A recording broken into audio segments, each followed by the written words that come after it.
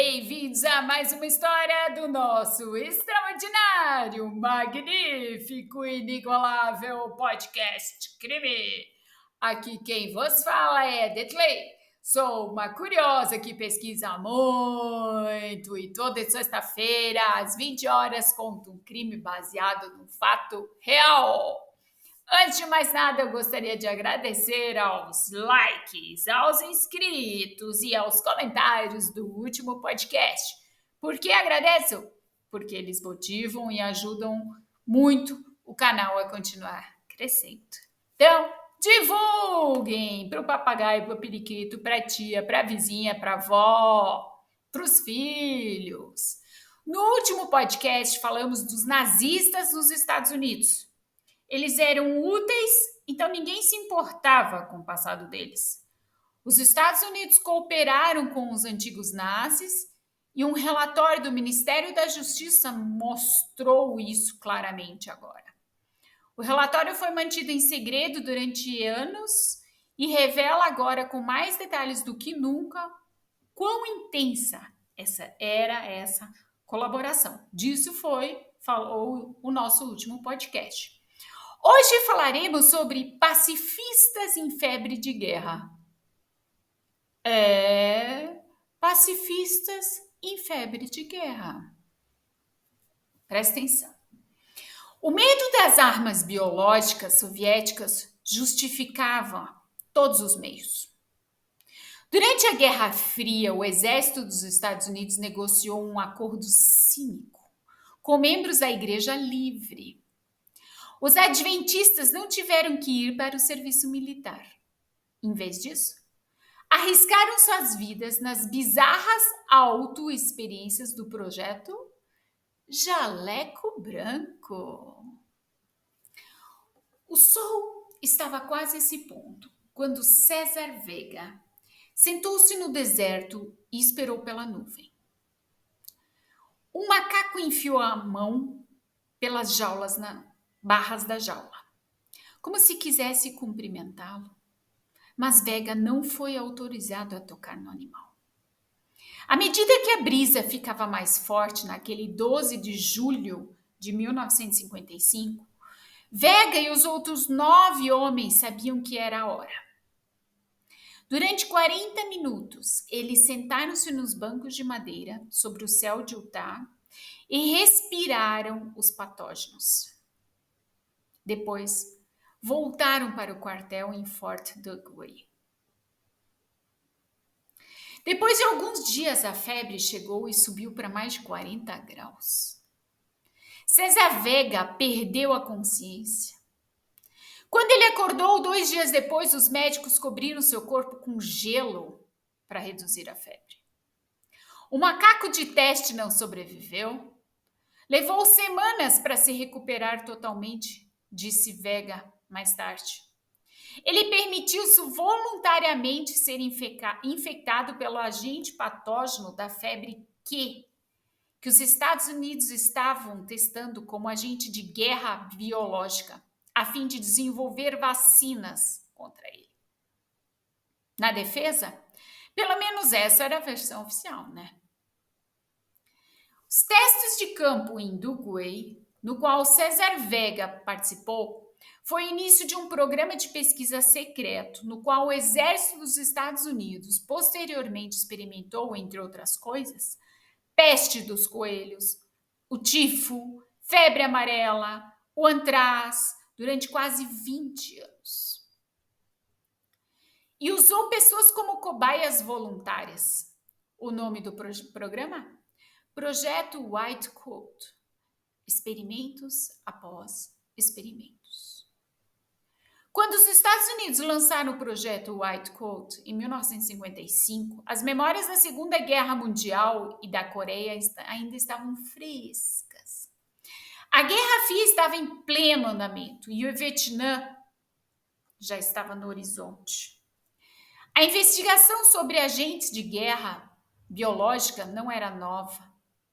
Os Estados Unidos trabalharam em sua maioria secretos. De acordo com o relatório do Congresso Só entre 1944 e 1994, centenas de milhares de soldados foram abusados como cobaias. A maioria deles sem o seu consentimento, ou contra ou a sua vontade, eles nem sabiam. Por exemplo, os homens tiveram que testar vacinas durante a Operação Escudo do Deserto, na Segunda Guerra do Golfo.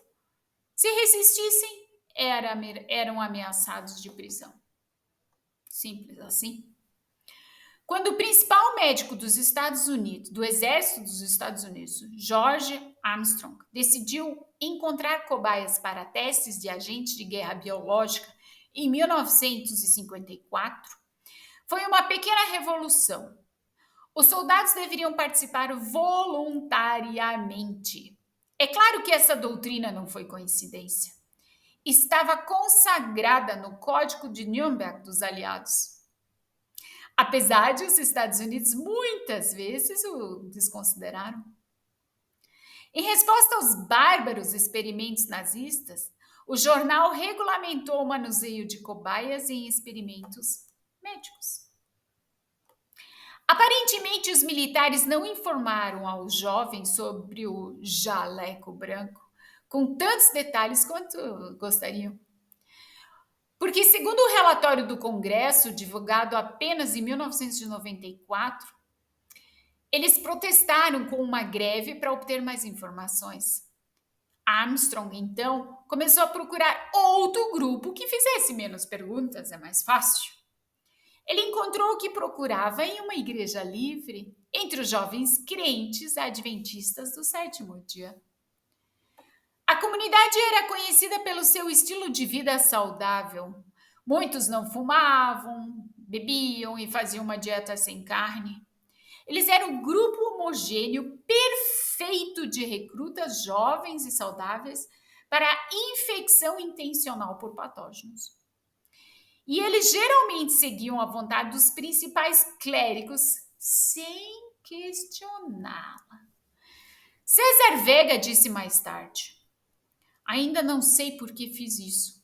Tenho certeza de que foi principalmente a pura pressão, a boa e velha persuasão dos adventistas. Prefiro ser um rato de laboratório do que um soldado de linha de frente. Armstrong encontrou um aliado disposto em Theodore Fless, diretor executivo do Departamento Médico da Liderança Mundial da Igreja Adventista.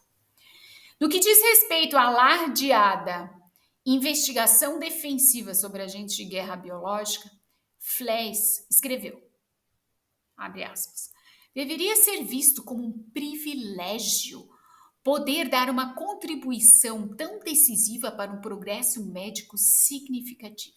Fecha aspas. Um panfleto foi impresso para deixar os jovens crentes entusiasmados com o White Coat. Segundo o artigo da revista adventista Spectrum, os aspectos negativos foram encobertos e os experimentos apresentados em cores vivas. Quase 50 anos depois, o adventista Frank Damaso descreveu o compromisso de seus irmãos crentes de forma igualmente brilhante. Ele diz: todos juntos eles eram heróis. É claro que alguns dos heróis tinham razões completamente diferentes para participar. Porque foram poupados da frente de guerra dos Estados Unidos para serem usados em laboratório. Os adventistas ocuparam uma posição especial entre todos os recrutas, porque recusavam o serviço militar por razões de consciência. Em vez disso, eles foram treinados para serem paramédicos. Isso significava que eles não teriam que correr pela selva vietnamita com metralhadoras em punho, mas certamente poderiam ser enviados para o fronte como um serviço de médico. No entanto, qualquer pessoa que se permitisse voluntariamente ser infectada por um agente de guerra biológica foi autorizada a ficar em casa. Para muitos, essa parecia claramente ser a melhor opção com maior probabilidade de sobrevivência. É provável que muitos voluntários tenham percebido que também havia uma ameaça à vida com o jaleco branco. Se quisermos acreditar em algumas das suas declarações, o veterano George Shores disse à BBC sobre a tentativa de febre do coelho. Ele falou assim: até minhas gengivas doem. Nunca estive tão doente como naquela época. Apenas tentei respirar muito superficialmente e raramente e prendi a respiração o máximo que pude porque doía muito. Shores foi apenas um dos cerca dos 2.300 voluntários. Com algumas exceções, foram infectados e curados no centro de todos os testes de guerra biológica e química dos Estados Unidos. O enorme complexo de investigação do Fort Detrick, no estado de Maryland, nem todos os voluntários foram selecionados para os experimentos, mas outros foram selecionados até 6 vezes. Aqueles que não estavam com doenças terminais na cama passaram a vida cotidiana, por exemplo, cuidando de animais de laboratório ou de companheiros doentes. Além dos testes de campo, haviam 3 métodos de infectar voluntários. Um, por via oral, com injeção, ou por via aérea, usando um gigante de aço. Essa bola 8 chamava-se, foi desenvolvida especialmente para pesquisa de armas biológicas. O aparelho redondo, com vários andares de altura, permitiu aos pesquisadores fazer experiências tanto em animais de teste, animais menores, como macacos, quanto animais maiores, como ovelhas. Os candidatos ao teste também inalavam sua dose de patógeno na esfera hermeticamente fechada. Eles estavam localizados principalmente na parte externa do dispositivo. Eles conectaram máscaras de gás ao sistema de ar, no qual os cientistas liberavam os patógenos dosados individualmente. O que é discutível é que os dolorosos esforços dos homens como Shores ajudaram a desenvolver ou melhorar antídotos para as potências agentes de guerra biológica. Para muitos críticos, contudo, o compromisso dos adventistas tinha um duplo padrão antiético. Para muitos, quando recusavam o serviço militar, confiaram principalmente no 5º mandamento do testamento: não matarás. Embora o combate ativo fosse quase impensável para os adventistas, o mesmo não se aplicava à participação na investigação de agentes de guerra biológica. A única questão era: quem poderia descartar que os resultados do teste não foram também utilizados para desenvolver armas para o ataque? Quem? Até hoje, os líderes adventistas dos Estados Unidos estão certos de que este não foi o caso. O ex-capelão militar e atual diretor dos capelões adventistas, Gary Council, diz, abre aspas, toda a pesquisa foi para fins de defesa, não de ataque, como algumas pessoas assumiram erroneamente. Fecha aspas. No entanto, há fontes que afirmam o contrário. Em 1969, o comandante do Instituto de Pesquisa Médica para Doenças Infecciosas do Exército dos Estados Unidos, Coronel Dan Crozier, relatou que os resultados do teste haviam sido repassados ao Laboratório de Pesquisa Ofensiva do Exército dos Estados Unidos. Crozier também foi responsável pelo projeto White Coat. No mesmo ano, Richard McCarthy, membro do Congresso dos Estados Unidos, disse: o Departamento de Defesa Civil nunca reconheceu as armas biológicas como uma ameaça primária aos Estados Unidos, que eu saiba. E digo isso com base em declarações de líderes, pessoas. O projeto é para ataque e não para defesa. Fecha aspas.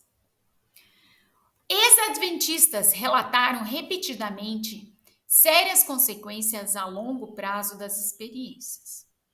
Não pode ser provado se esses podem realmente ser rastreados até o White Coat. Não pode ser provado. Um exemplo, por exemplo, é o Gene Crosby, que participou do projeto em 1964 a 1966, 2 anos.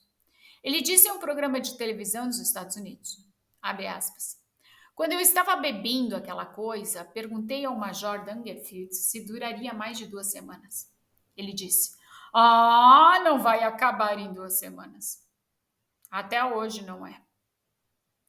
De acordo com o jornal local Baton Rouge Star, Crosby teve vários ataques cardíacos e derrames e sofria de doença de Behçetiri, uma inflamação crônica na coluna vertebral. Ele virou as costas para os adventistas. 3 anos após o seu destacamento, o então presidente dos Estados Unidos, Richard Nixon, sobre a impressão do Vietnã e a crescente pressão pública, ordenou o abandono de armas químicas e biológicas. Mas isso não incluía pesquisas para fins de defesa. E assim, os experimentos em Fort Detrick continuaram por mais 4 anos. Até que Nixon aboliu o recrutamento. E só aí o projeto White Coat ficou sem cobaias. Queridinhos, os pacifistas também podem estar com febre de